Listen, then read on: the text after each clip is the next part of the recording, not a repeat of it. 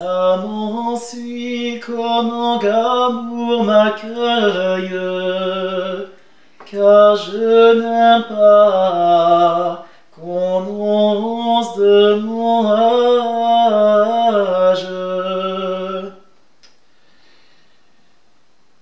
C'était pas ça. Désolé, il y a un truc. Non, je sais pas ce que j'ai fait là, Désolé. Non, t'inquiète.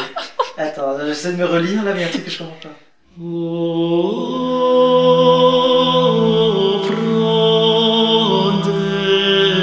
Je suis musicienne et je suis à la fois chanteuse et harpiste, spécialisée plutôt dans les répertoires anciens pour la harpe.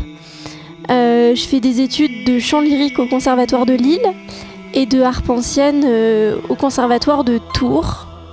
J'ai commencé en faisant plutôt de la musique classique traditionnelle, des répertoires, on va dire, du XVIIIe siècle jusqu'à nos jours. Et puis, depuis quelques années, de plus en plus, j'ai envie de me spécialiser dans les répertoires anciens. Et donc ça concerne en particulier la musique médiévale. Donc des choses qui ont été entendues dans le film. Moi, je fais surtout du chant lyrique, du coup. Je ne fais pas de harpe médiévale. Je ne suis pas spécialisé du tout en musique médiévale.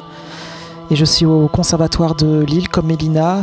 Je vais commencer ma 5e année en chant, là. Et je fais un peu de piano. C'est ma 3e année.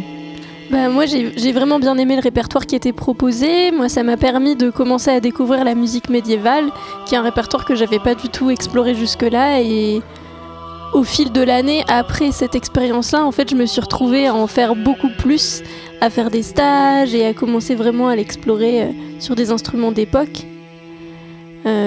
Donc c'était chouette. Moi, pour ce qui est de ce que j'ai chanté pour le film, j'ai essentiellement fait des trucs d'Hildegard von Bingen. Voilà, ce qui est assez agréable à chanter. Donc le répertoire m'a plu aussi. C'est pas du tout un type de musique que je travaillais avant et que je connaissais. On l'a tout petit peu étudié en cours d'histoire de la musique et de culture musicale en gros. Mais on n'en interprète pas du tout au conservatoire. Donc c'était l'occasion de découvrir cette musique et de la travailler. Ça m'a vraiment plu.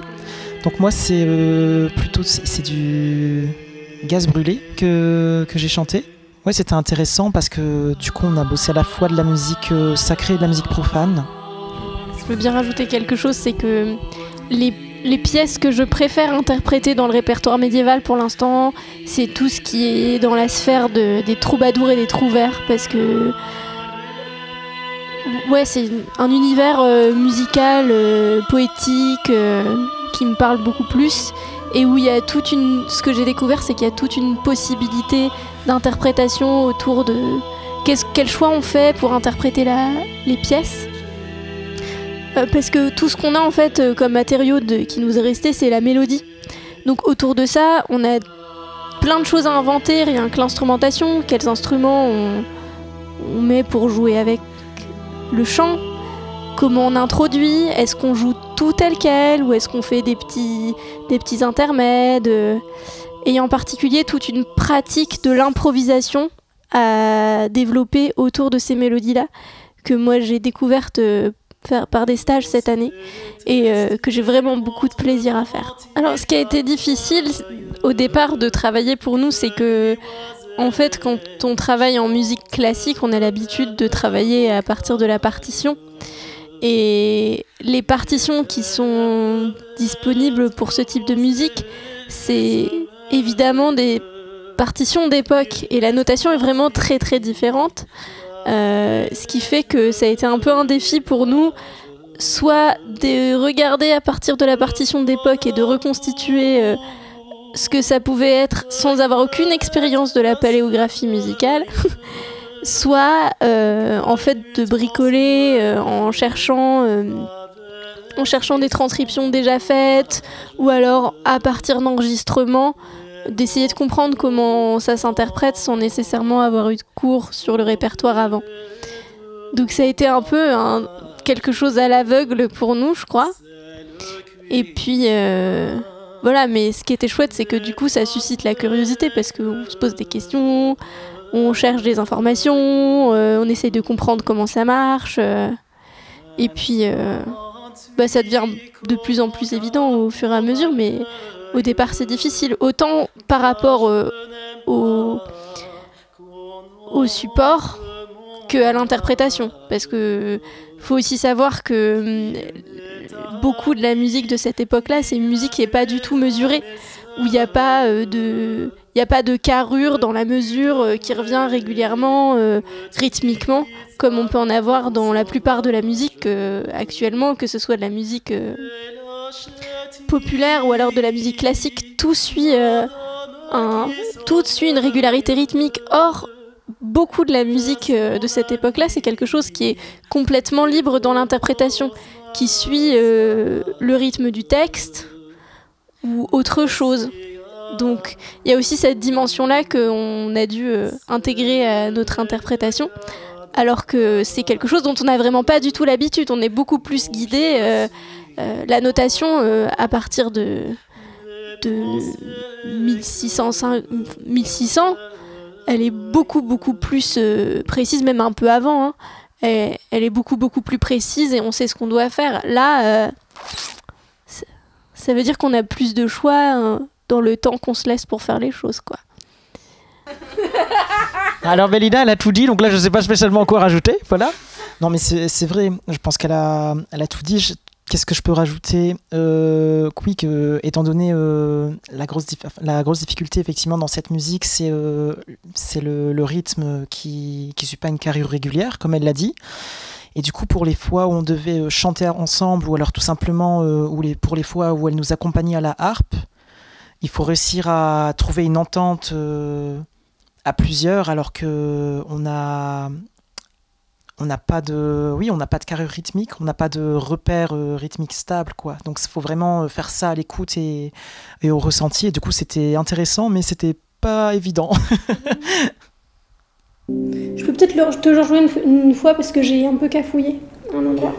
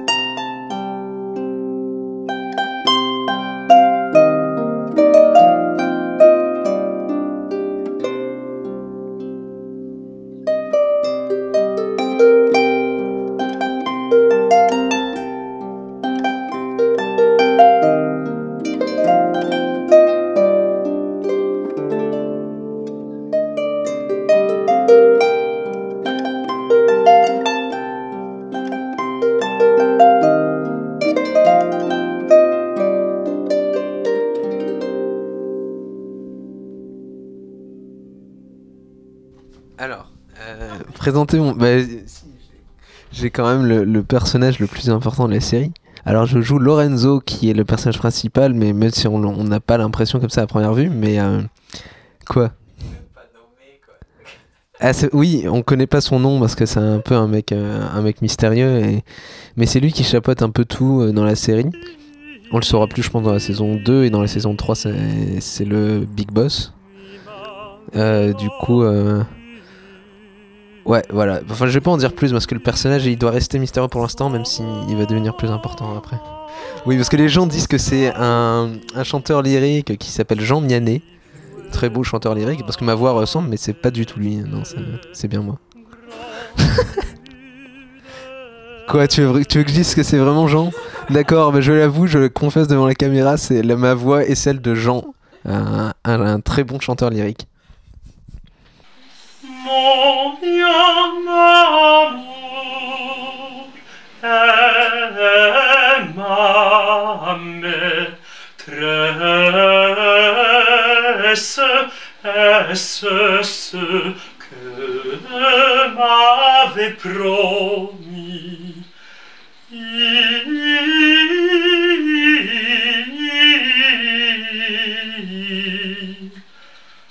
Mi m'avait ordure sens ravi.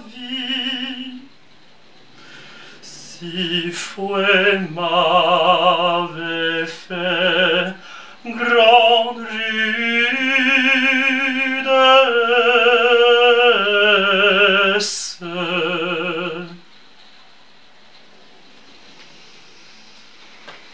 Cool. J'ai fait des notes qui étaient pas là. Hein? C'est pas grave, j'ai changé de note un moment. Ah. J'ai fait en sorte de faire un truc pas trop moche, mais Ah ouais, tu vas me dire. Tu veux l'écouter? Je veux bien, s'il te plaît, parce que j'ai fait. Ouais. Je me demande si je suis pas parti dans un. Moi je trouvais que ça marchait super bien, les chants lyriques, ça nous fait... Enfin, le répertoire choisi, ça nous fait tout de suite rentrer dans l'univers en tout cas. Et puis moi-même, personnellement j'ai adoré essayer d'enregistrer ça en bricolant les installations et tout ça, parce qu'on n'avait aucun matériel à l'époque. Et c'était difficile et en même temps hyper enrichissant de travailler ces musiques, d'essayer de rajouter des nappes par-dessus, des instruments, de mixer les voix et tout ça, parce que j'avais jamais fait ça et j'avais aucune idée de comment ça devait être. Mais finalement je trouve que ça marche bien et ouais non je trouve que ça colle vraiment parfaitement à l'univers de la série. Ça a été très compliqué d'ailleurs pour la bande son de Kérit. Parce que moi j'étais habitué, j'essayais de composer des choses à la guitare, mais je trouvais que ça fonctionnait pas du tout. Et le problème c'est que je savais pas faire grand chose d'autre que de la guitare. Donc je désespérais un peu sur la bande son pendant longtemps, parce que du coup j'avais essayé de faire ça pendant les tournages et même un peu avant, mais donc là je me suis mis à reprendre ce que j'essayais de faire sur la musique assistée par ordinateur. Mais ça marchait toujours pas parce que c'était pas les bons instruments. Et puis du coup Josh, je commençais à vraiment trop galérer, donc j'ai demandé à Josh de l'aide qui était très partant. Mais pareil, lui aussi avait du mal de son côté. Et il y a un jour en particulier où j'ai réussi à trouver des VST d'instruments médiévaux. Donc des VST, c'est des instruments sur ordinateur. Et là ça a été plus ou moins tout seul, mais ça a été beaucoup mieux pour composer. Du coup pendant toute la phase de post-production on était enfermés chez nous à faire que ça pendant plusieurs jours. Du coup on se dédiait des journées entières. On se disait ce jour-là on fera que la musique pour cette scène-là. Et donc en général on avait soit on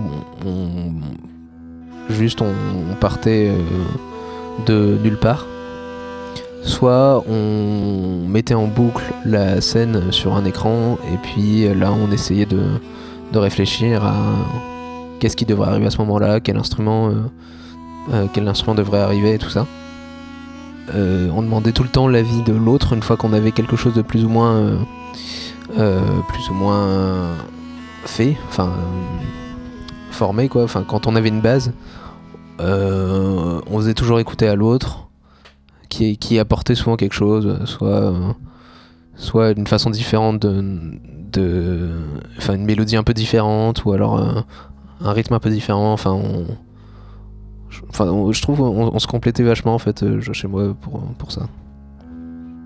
Merde, c'est quoi déjà? C'est quoi le film Lady Hawk et tout?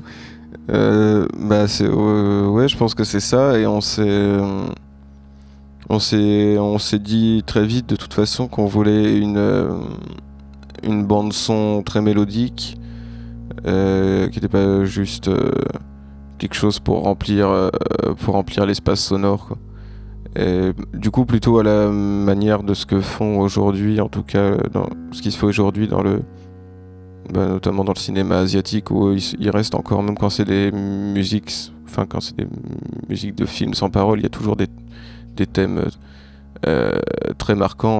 D'avoir mélangé des références plus années 80-90 avec des sons soit influencés par l'électro ou par même de la grosse pop musique de film pop des années 80 quoi, et de la musique médiévale.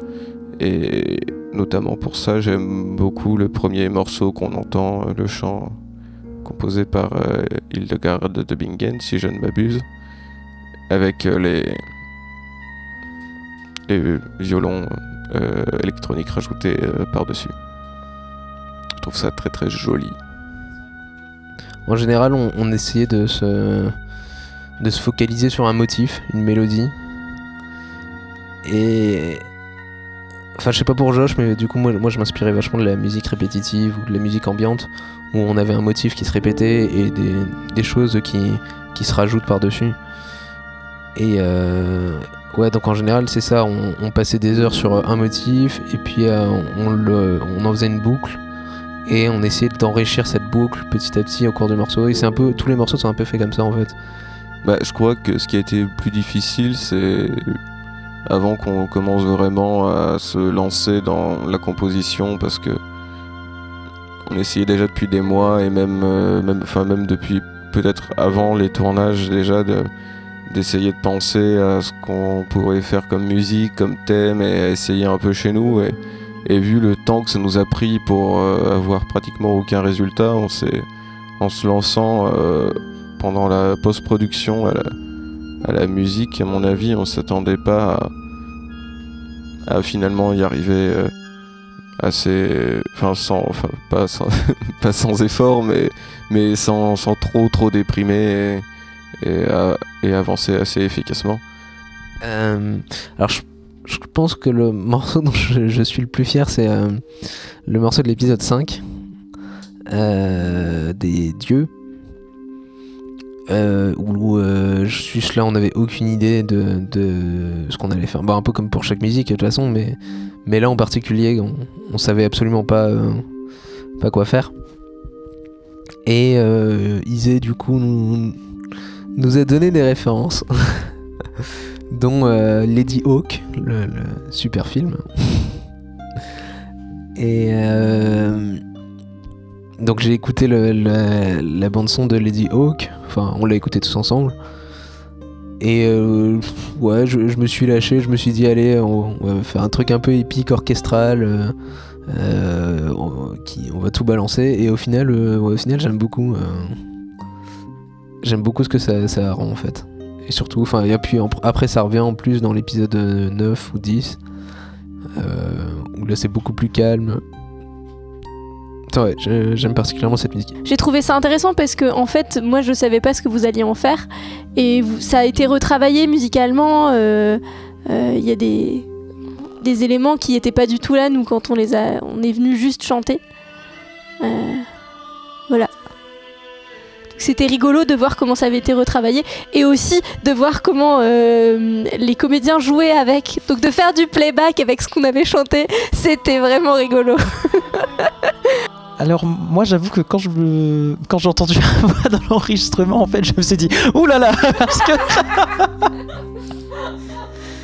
bah, tout de suite voilà, enfin on juge sa propre prestation quoi. Alors tout de suite je me suis dit oh mais qu'est-ce que je suis faux à cet endroit-là, oh mais c'est moche, oh mais c'est voilà. Mais bon, en même temps, comme j'ai dit, j'étais pas spécialement à l'aise au moment où on a fait l'enregistrement, parce que c'est pas une musique que je connais bien, tout ça, et du coup on a fait du mieux qu'on a pu, voilà. Et au final c'est pas si grave, parce que dans la série c'est pas, comment dire, c'est censé être simplement des démoniales qui chantent, donc ils ont pas besoin d'avoir une voix incroyablement belle et tout ce qu'on veut, donc quelque part c'est pas grave si j'ai chanté comme un pied en fait, voilà.